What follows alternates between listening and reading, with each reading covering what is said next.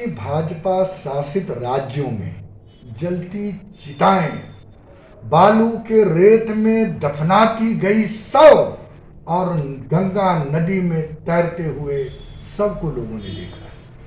किस तरह से जानवर उस शव को नोच रहे हैं ये भी लोगों ने देखा, और सरकार की हिम्मत नहीं हुई कि वो उसको ये कह सके कि ये लाशें किसकी हैं।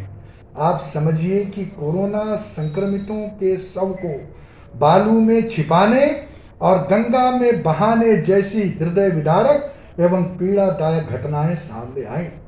झारखंड की सरकार ने अपने लोगों के वो स्थिति तो नहीं आने दिया।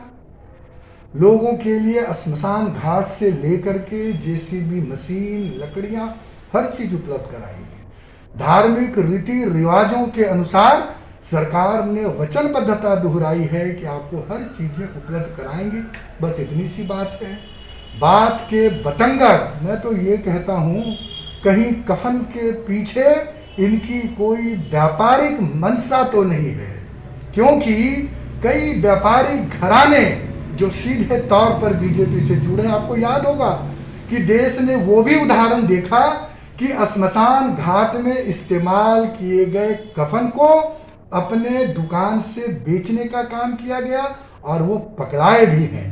इसलिए भारतीय जनता पार्टी को इस घटिया मानसिकता की राजनीति की पराकाष्ठा पार कर दिया है भारतीय जनता पार्टी ने। इनको मालूम, इनके बगल के पड़ोसी राज्य है बिहार में, माय गॉड, इतनी लाशें लोगों ने जो है वो देखने का काम किया है कि किसी से छुपी हुई नहीं है।